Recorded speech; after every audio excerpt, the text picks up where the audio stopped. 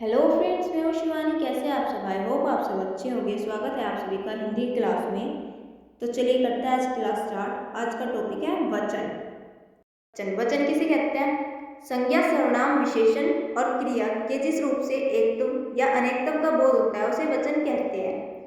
शब्द के जिस रूप से ये पता चलेगा कि एक है या कोई भी चीज एक है या एक से अधिक है, उसे हम क्या कहेंगे? हिंदी व्याकरण में उसे वचन कहते हैं।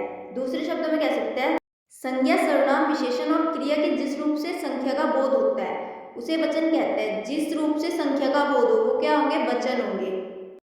जैसे फ्रिज में सब्जियां रखी हैं, तालाब में मछलियां तैर रही है, माली पौधे सींच रहा है, कछुआ खरगोश के पीछे है। इन शब्दों में क्या है? फ्रिज से क्या पता चल रहा है? एक फ्रिज के बारे में। और सब्जियों से क्या पता चल रहा है? एक से अधिक। अगर एक होता तो हम सब्जी लिखते, और एक से अधिक है इसलिए हमने क्या लिखा? सब्जियां। तालाब, तालाब से एक वचन का बोध हो रहा है और मछलियों से बहुवचन का। ऐसे ही बाकी के सेंटेंस में है। उपयुक्त वाक्यों में फ्रिज, तालाब, बच्चे, माली, कछुआ शब्द अन्य उनके एक होने का तथा सब्जियां, मछलियां, पौधे, खरगोश शब्द उनके एक से अधिक होने का ज्ञान करा रही है। अतः यहाँ फ्रिज, तालाब, माली, कछुआ एक वचन के शब्द है तथा सब्जियां, मछलियां, पौधे और खरगोश बहुवचन के शब्द हैं। वचन का शाब्दिक अर्थ संख्यावचन है। संख्यावचन है। संख्या को ही संक्षेप में वचन कहते हैं। वचन का अर्थ कहना भी है। जो वचन होता है, वचन का शाब्दिक अर्थ क्या होता है? संख्यावचन होता है। और संख्यावचन को ही शॉर्ट में क्या बोलते हैं? वचन बोलते हैं। वचन का एक अर्थ कहना भी होता है। वचन के प्रकार। वचन के कितने प्रकार होते हैं? वचन के दो भेद होते हैं। पहला एक वचन, दूसरा बहुवचन। एक वचन जिनसे किसी भी चीज के एक होने का बोध हो वो एक वचन होता है। बहुवचन में जिससे एक से अधिक होने का बोध हो वे बहुवचन होते हैं। एक वचन संज्ञा के जिस रूप से एक व्यक्ति या एक वस्तु होने का ज्ञान हो उसे एक वचन कहते हैं। या हम शॉर्ट में कह सकते हैं जिससे एक तब का बोध हो वो क्या होंगे? एक वचन होंगे। जैसे स्त्री, घोड़ा, नदी, रुपया, लड़का, गाय, सिपाही, बच्चा, कपड़ा, माता, माला, पुस्तक, टोपी, बंदर, मोर आदि। इन सारे शब्दों में क्या है? सारे के सारे शब्दों में एक होने का बोध हो रहा है, तो ये सारे क्या है? एक वचन हो गए। बहुवचन। बहुवचन क्या होता है? सबके जिस रूप से एक से अधिक व्यक्ति या वस्तु होने का ज्ञान हो उसे बहुवचन कहते हैं। या हम कह सकते हैं जिससे अनेकत्व का बोध हो उन्हें हम एक वचन कहते हैं। जैसे स्त्रियां, घोड़े, नदियां, रुपये, लड़के, गायें, कपड़े, टोपियां, मालाएं, माताएं, पुस्तकें, वधुएं, गुरुजन, रोटियां, लताएं, बेटे आदि। इन सब से क्या बोध हो रहा है? एक से अधिक होने का बोध हो रहा है, इसलिए ये सारे के सारे क्या है? बहुवचन है। अब इसमें कुछ विशेष बातें हैं। पहली है आदरणीय व्यक्तियों के लिए सदैव बहुवचन का प्रयोग किया जाता है। जितने भी आदरणीय व्यक्ति होंगे उनके लिए सब हमेशा बहुवचन का प्रयोग होगा। जैसे पापा जी कल मुंबई जाएंगे। दूसरा, संबंध दर्शाने वाले कुछ संज्ञाएं एक वचन और बहुवचन में एक समान रहती है। ये जो संबंध दर्शाने वाली कुछ संज्ञाएं ये एक वचन और बहुवचन दोनों में समान रहेंगी। जैसे ताई, मामा, दादा, नाना, चाचा आदि। थर्ड, जो द्रव्य सूचक संज्ञाएं होती है हमेशा एक वचन में होती है। जैसे पानी, तेल, घी, दूध आदि। जितने भी द्रव्य सूचक हो गए, जितने भी लिक्विड हो गए उन सबको एक वचन में प्रयोग होता है उन सबका। नेक्स्ट आता है कुछ शब्द सदैव बहुवचन में प्रयोग किए जाते हैं। जैसे दाम, दर्शन, प्राण, आंसू, बाल, हस्ताक्षर, होश आदि। ये सारे शब्द क्या हो गए? हमेशा बहुवचन में प्रयोग होगा इनका, एक वचन में कभी नहीं होगा। नंबर 5 क्या आता है? पुल्लिंग, इकारांत, उकारांत और उकारांत शब्द दोनों वचनों में समान रहते हैं। जिन शब्दों के लास्ट में बड़ी, छोटा ऊ और बड़ा ऊ शब्द आते हैं इनके वचन समान ही रहते हैं। जैसे एक मुनि, 10 मुनि। अगर एक वचन का बहुवचन बनाना है तो क्या करेंगे? मुनि, जैसे मुनि है, मुनि के साथ ही 10 मुनि दिखाने हैं तो 10 मुनि ही लिखा जाएगा। मुनि का मुनियो नहीं होगा। एक डाकू, 10 डाकू, एक आदमी, 10 आदमी। इनके बहुवचन ऐसे ही बनेंगे, ना कि इनके जो मूल रूप है जैसे मुनि है, मुनि में कोई परिवर्तन करके इनके बहुवचन नहीं बनाए जा सकते।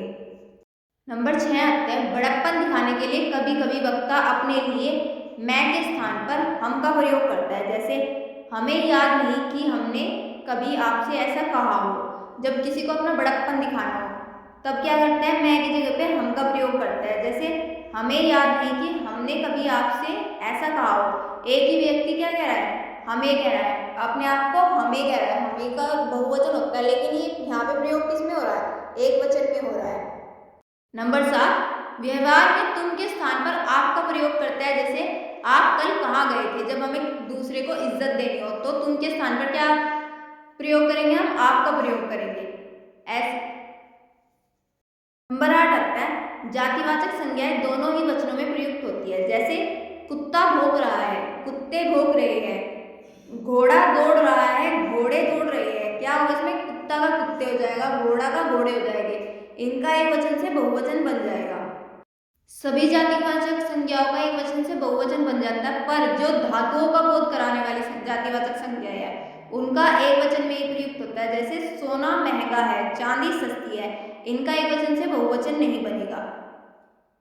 एक वचन से बहुवचन बनाने के नियम, एक वचन से बहुवचन बनाने के कुछ नियम है। कैसे, सबसे पहला आता है विभक्ति रहित संज्ञाओं के बहुवचन बनाने के नियम। सबसे पहला नियम है, आकारांत पुल्लिंग शब्दों में आ के स्थान पर ए लगाने से जितने भी आकारांत पुल्लिंग शब्द होंगे जिनके लास्ट में आ आएगा उनका बहुवचन बनाने के लिए क्या करेंगे, ए लगा देंगे। जैसे एक वचन में जूता, आ की जगह क्या कर देंगे, ए कर देंगे। बहुवचन क्या हो जाएगा, जूते। तारा, तारे। दूसरा नियम क्या है, अकारांत स्त्रीलिंग शब्दों में ए के स्थान पर ए लगाने से जितने भी अकारांत स्त्रीलिंग शब्द होंगे उनमें ए के स्थान पर ए लगाने से क्या हो जाएगा, बहुवचन हो जाएंगे। जैसे एक वचन में कलम, कलम में ए के स्थान पर ए लगाने से क्या आ जाएगा, कल में। इसका बहुवचन बन जाएगा, एक वचन का बहुवचन बन गया। ऐसी बात का बातें, रात का रातें। तीसरा नियम क्या है, जिन स्त्रीलिंग संज्ञाओं के अंत में या आता है उनमें या के ऊपर चंद्र बिंदु लगाने से बहुवचन बनता है। जिनके लास्ट, जिन स्त्रीलिंग संज्ञाओं के लास्ट में या आएगा उनमें या के ऊपर चंद्र बिंदु लगाने से बहुवचन बन जाएगा उनका। जैसे एक वचन में बिंदिया, बिंदिया में या के ऊपर चंद्र बिंदु लगाने से क्या बन जाएगा, बहुवचन बन जाएगा इसका, बिंदिया। चिड़िया का चिड़िया। चौथा आता है, इकारांत स्त्रीलिंग शब्दों के ई या बड़ी ई के स्थान पर इया लगाने से एक वचन से बहुवचन बन जाता है। जैसे एक वचन में तिथि, तिथि में क्या है, छोटी ई लगी हुई है, और बहुवचन में क्या किया, यहाँ पे इया लगा दिया तो क्या बन गया, तिथियां, बहुवचन हो गया। नारी का नारियां, गति का गतियां। पांचवा आता है, अकारांत स्त्रीलिंग एक वचन संज्ञा शब्दों के अंत में ए लगाने से बहुवचन बनता है। जो अकारांत स्त्रीलिंग एक वचन संज्ञा है उनके साथ क्या होने से इनके शब्दों के अंत में ए के ऊपर चंद्र बिंदु लगाने से बहुवचन बनता है। जैसे एक वचन में लता, लता का बहुवचन क्या हो जाएगा, लताएं। अध्यापिका, अध्यापिकाएं। कन्या, कन्याएं। छठा, इकारांत स्त्रीलिंग शब्दों में या लगाने से एक वचन से बहुवचन बन जाता है। जिनके लास्ट में छोटी ई की मात्रा हो उनमें या लगाने से क्या बन जाएगा, एक वचन का बहुवचन बन जाएगा। जैसे जाति, जाति का बहुवचन हो जाएगा जातियां। जाति में या लगाने से क्या बन गया, इसका बहुवचन बन गया। ऐसे रीति, रीति का रीतियां। नदी का नदियां। लड़की का लड़कियां। सातवां आता है, उकारांत व उकारांत स्त्रीलिंग शब्दों के अंत में ए लगाने से ऊ को ऊ में बदल देते हैं। जो उकारांत होता है जिनके लास्ट में छोटा ऊ या फिर बड़ा ऊ होता है और स्त्रीलिंग शब्द होता है, इनके अंत में अगर ए लगाए, ए के ऊपर चंद्र बिंदु लगाए, ए के साथ ए के ऊपर चंद्र बिंदु लगाए तो जो बड़ा ऊ होता है वो भी छोटा ऊ में बदल जाता है। जैसे एक वचन में वस्तु, वस्तु का हो जाएगा वस्तुएं। गो का गोएं। बहू का बहुएं। आठवां नियम आता है, संज्ञा के पुल्लिंग अथवा स्त्रीलिंग रूपों में गण, वर्ग, जन, लोग, वृंद, दल आदि शब्द जोड़कर भी शब्दों का बहुवचन बना देते हैं। जैसे संज्ञा के जो पुल्लिंग या स्त्रीलिंग शब्द होता है उनके साथ या तो गण, वर्ग, जन, लोग, वृंद, दल ये सारे शब्द जोड़ के क्या बना देते हैं, शब्दों का बहुवचन बना देते हैं। जैसे एक वचन में स्त्री, स्त्री के साथ जन लगाने से स्त्री जन हो जाता है, इसका बहुवचन बन जाता है। ऐसे नारी, नारी के साथ नारी वृंद लगाने से बहुवचन हो जाता है। अधिकारी, अधिकारी के साथ अधिकारी वर्ग लगा देने से क्या बन जाएगा, बहुवचन बन जाएगा। नौवां नियम आता है, कुछ शब्दों में गुण, वर्ण, भाव आदि शब्द लगाकर बहुवचन बनाया जाता है। जो कुछ शब्द में क्या करेंगे हम, गुण या फिर वर्ण या फिर भाव, ये सारे शब्द जोड़ के क्या करेंगे, बहुवचन बना लेंगे, एक वचन से बहुवचन बना लेंगे। जैसे एक वचन में व्यापारी, व्यापारी के साथ गण जोड़ने से क्या बन जाएगा, इसका बहुवचन बन जाएगा, व्यापारी व्यापारी गण, मित्र मित्र वर्ग, सुधी सुधी जन। विभक्ति सहित संज्ञाओं के बहुवचन बनाने के नियम। सबसे पहले आता है, विभक्तियों से युक्त होने पर शब्दों के बहुवचन का रूप बनाने में लिंग के कारण कोई परिवर्तन नहीं होता। जो विभक्ति युक्त शब्द होते हैं उनके अंदर बहुवचन का रूप बनाने में लिंग के अंदर कोई भी परिवर्तन नहीं होगा। इसके कुछ सामान्य नियम हैं। पहला नियम आता है एकारांत या आकारांत। इनमें जो संस्कृत शब्द है उनको छोड़कर और एकरांत संज्ञाओं में अंतिम ए, आ या ए के स्थान पर बहुवचन बनाने में क्या आ जाएगा, ओ आ जाएगा। जैसे एक वचन में लड़का, लड़का का हो जाएगा लड़कों, घर का घरों, गधा का गधों। इसमें जो अकारांत और जिनके लास्ट में ए या आ आता है उनमें जो संस्कृत शब्द होता है उनको छोड़कर और जिनके लास्ट में ए आता है, इन तीनों में ही क्या होगा, इनका बहुवचन बनाने के लिए ओ लगा दिया जाएगा, इनके लास्ट में इनका बहुवचन बन जाएगा ओ लगाने से। तो आते हैं संस्कृत की आकारांत तथा संस्कृत हिंदी की सभी उकारांत, अकारांत, ओकारांत संज्ञाओं को बहुवचन का रूप देने के लिए अंत में ओ जोड़ना पड़ता है। उकारांत शब्दों में ओ जोड़ने के पूर्व बड़ाओ को ऊ कर दिया जाता है। जैसे एक वचन में लता, लता का क्या हो जाएगा, लताओं, साधु, साधु का साधुओं। इनमें जब हम ओ जोड़ेंगे उसमें अगर बड़ा ऊ है, किसी शब्द के लास्ट में बड़ा ऊ है तो बड़ा ऊ का पहले क्या हो जाएगा, छोटा ऊ हो जाएगा, उसके बाद ओ लग जाएगा। तीसरा नियम क्या आता है, सभी इकारांत और इकारांत संज्ञाओं का बहुवचन बनाने के लिए अंत में यो जोड़ा जाता है। इकारांत शब्दों में यो जोड़ने के पहले छोटी ई का बड़ी ई कर दिया जाता है। जितने भी शब्दों के लास्ट में छोटी ई या बड़ी ई आता है इनका बहुवचन बनाने के लिए इनके लास्ट में यो जोड़ दिया जाता है। और जो छोटी ई वाले शब्द, जो बड़ी ई वाले शब्द है, जिन शब्दों में लास्ट में बड़ी ई आता है उनमें यो जोड़ने से पहले बड़ी ई का छोटी ई कर दिया जाता है। जैसे एक वचन में मुनि, मुनि का हो जाएगा मुनियों, गली, गली का हो जाएगा गलियों। इसमें क्या हुआ, इसमें बड़ी थी, बड़ी इसमें लास्ट में यो जोड़ने से पहले छोटी कर दिया, बड़ी का छोटी कर दिया, उसके बाद यो जोड़ा। वचन की पहचान, वचन की पहचान कैसे करते हैं, वचन की पहचान करने के लिए संज्ञा, सर्वनाम, विशेषण अथवा क्रिया के द्वारा होती है। सबसे पहले क्या पहचान होती है वचन की, हिंदी भाषा में आदर प्रकट करने के लिए एक वचन के स्थान पर बहुवचन का प्रयोग किया जाता है। जो हमारी हिंदी भाषा है इसमें आदर प्रकट करने के लिए एक वचन के स्थान पर बहुवचन का प्रयोग होता है। जैसे गांधी जी हमारे राष्ट्रपिता है, पिताजी आप कब आए, मेरी माताजी मुंबई गई है। इनमें क्या है, जितने भी सम्मान सूचक शब्द होंगे ये हमेशा बहुवचन में प्रयुक्त होंगे। जैसे गांधी जी, पिताजी, माताजी, ये सारे कहीं में प्रयुक्त होंगे, बहुवचन में प्रयुक्त होंगे। दूसरा आता है कुछ शब्द सदैव एक वचन में रहते हैं। कुछ शब्द क्या होता है, हमेशा एक वचन में प्रयोग होता है इनका। जैसे आकाश में बादल छाए हैं, बादल हमेशा एक वचन में प्रयोग होगा। ऐसे ही निर्दलीय नेता का चयन जनता द्वारा किया जाता है, जनता भी हमेशा एक वचन में प्रयोग होगा। नल खुला मत छोड़ो वरना सारा पानी खत्म हो जाएगा, पानी भी एक वचन में यूज होता है। ऐसे ही और भी कुछ शब्द है जैसे सामान, सामग्री, सोना, जनता, माल, पुस्तक आदि। तीसरी पहचान है द्रव्यवाचक, भाववाचक तथा व्यक्तिवाचक संज्ञाएं सदैव एक वचन में प्रयुक्त होती है। जितनी भी द्रव्यवाचक संज्ञाएं होगी यानी कि जितने भी लिक्विड होंगे, जितनी भी भाववाचक संज्ञाएं होगी और व्यक्तिवाचक संज्ञाएं होगी हमेशा एक वचन में प्रयुक्त होगी। जैसे चीनी बहुत महंगी हो गई है, पाप से घृणा करो पापी से नहीं।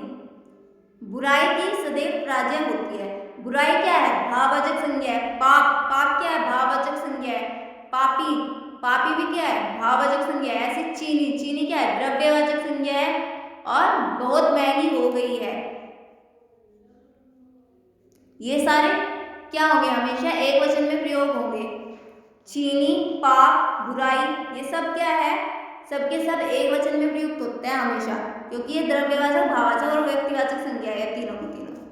चौथा आता है कुछ शब्द सदैव बहुवचन में रहते हैं। कुछ शब्द क्या होंगे, हमेशा बहुवचन में रहेंगे। जैसे दर्दनाक दृश्य देखकर मेरे तो प्राण ही निकल गए। दर्दनाक और प्राण दोनों क्या है, बहुवचन है। आजकल मेरे बाल बहुत टूट रहे हैं। बाल क्या है? बहुवचन है। रवि जब से अफसर बना है तब से तो उसके दर्शन ही दुर्लभ हो गए। इसमें दर्शन क्या है? बहुवचन है, ये हमेशा बहुवचन में ही प्रयुक्त होंगे। वचन संबंधित विशेष निर्देश। सबसे पहला क्या है? प्रत्येक तथा हरेक का प्रयोग सदा एक वचन में होता है। जो प्रत्येक और हरेक शब्द होता है हमेशा एक वचन में यूज होते हैं। ये आता है दूसरी भाषाओं के तत्सम या तद्भव शब्दों का प्रयोग हिंदी व्याकरण के अनुसार होना चाहिए। जो दूसरी भाषा है उनके तत्सम या तद्भव शब्द होते हैं उनका प्रयोग हिंदी व्याकरण के अनुसार होता है। जैसे उदाहरणार्थ अंग्रेजी का फुट में इंग्लिश में जो फुट होता है उसका बहुवचन होता है फीट, पर हिंदी में क्या होता है? फुट का फुट ही रहता है। फुट का एक वचन में भी फुट ही रहेगा और बहुवचन में भी फुट ही रहेगा। जैसे 1 फुट 2 फुट इस प्रकार होगा। 2 फुट लंबी दीवार है, ना कि 2 फीट लंबी दीवार है। फीट का उपयोग इसमें नहीं होता है, इसमें फुट का उपयोग ही होता है, एक वचन में भी बहुवचन में भी। तीसरा आता है प्राण, लोक, दर्शन, आंसू, ओठ, दाम, अक्षर इत्यादि शब्दों का प्रयोग हिंदी में बहुवचन में होता है। इन सब शब्दों का प्रयोग हमेशा हिंदी में बहुवचन में ही होगा। So that's it for today. एक वचन में बस इतना ही। अब हम मिलेंगे हमारी नेक्स्ट क्लास में। तब तक के लिए नमस्ते and take care and please like share subscribe my channel.